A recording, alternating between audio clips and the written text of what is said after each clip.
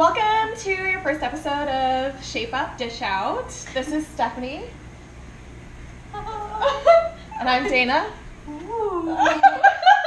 As you can see, we like to eat, but also kind of work out. And these videos are going to be really clear, concise recipes that give you a super quick breakdown, very minimal ingredients, and then we're also going to be giving you a workout. So today's episode is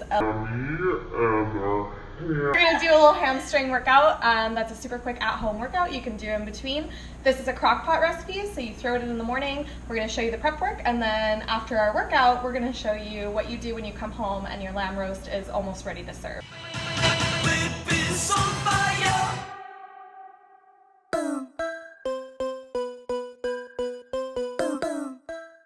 A little bit of a preview of our ingredients that are going to go into our dish today. We have a lamb roast, which we rinsed under cold water and patted dry, and we're going to throw some salt and pepper on that. Rosemary, thyme, or as one of my old culinary teachers would say, thyme. Vegetable stock, sweet potatoes, garlic, onions, celery, some Dijon. So let's get started here. We're going to chop these up, get them ready to go, and then we'll be ready to go. Think kind of bam bam. It was all Jamaican, with a different style, different fashion. You know? Tell me, say one thing, Nancy, if you understand. One thing, Nancy. So we've got our onion and our celery cut roughly the same size. Our rosemary and our thyme and our garlic minced here. Got our lamb tied with twine. Okay, so we're using a pan that isn't non-stick, and the reason that we do that is because you actually get better souks on the bottom of the pan. Those really add to the flavor of the sauce. The lamb roast. All right, so we're really looking for that sizzle.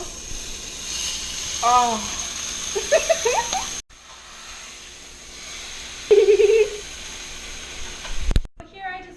The lamb roast, it's a nice golden brown. The point isn't to cook it. You can see it's still raw on the inside. What we're just trying to do is we're trying to caramelize these fats and these sugars in the meat. I've got our celery and our onion. So I'm going to explain to you here, this is our souks. This is what we were talking about when we were talking about building that flavor.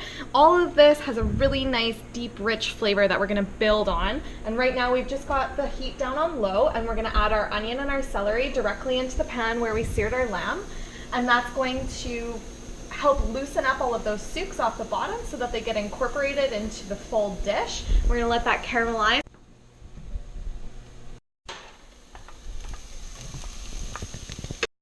Okay, so what we've done now is we've added our tomato paste and our aromatics. We've got our rosemary and our thyme in the pot. You can see we're getting this development on the bottom, and we're still going to include that in the sauce. We're going to scrape that off when we move on to the next step, which is going to be adding our wine.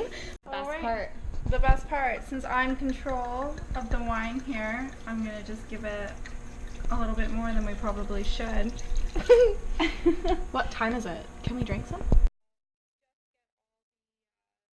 The most important thing to remember when cooking with wine is that it's always 5 o'clock somewhere. You can see we have our lamb, we've got the roast in the bottom, and we've just surrounded it with our sweet potatoes, and now we're going to pour our liquid that we've made over top. Oh.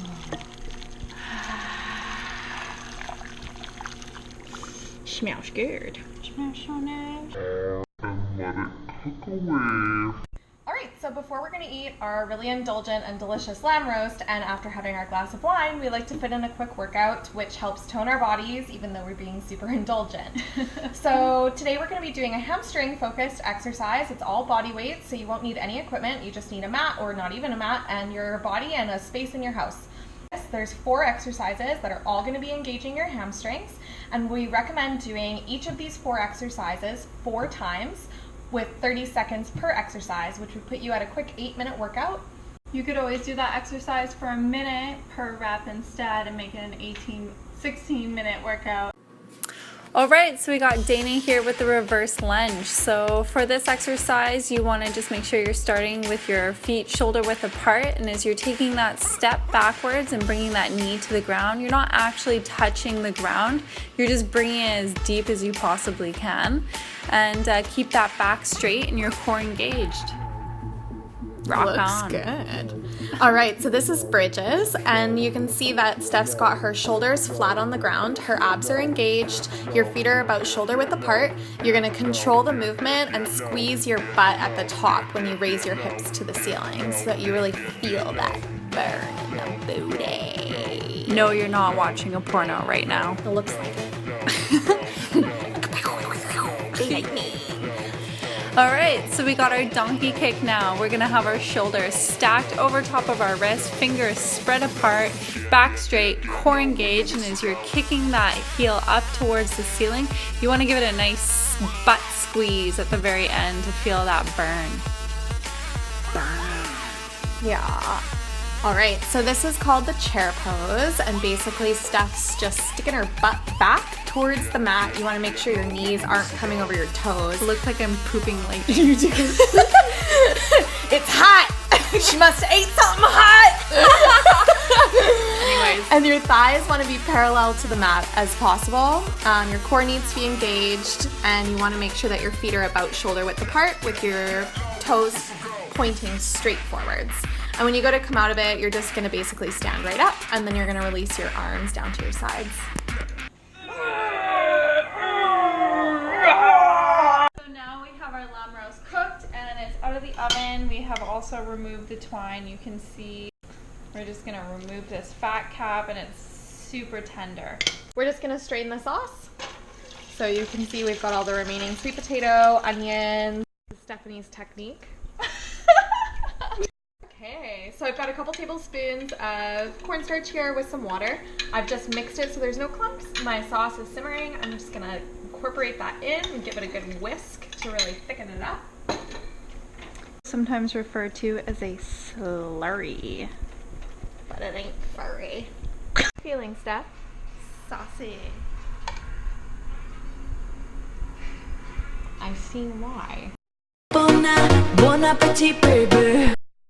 Guys, thanks for watching. If you want to check out more weird videos with recipes and workouts in under 10 minutes, please subscribe to our Fit Felines YouTube channel. And if you want more recipes as well as their macronutrient breakdowns, you can head over to our blog at www.danalisa.com. Thanks for watching!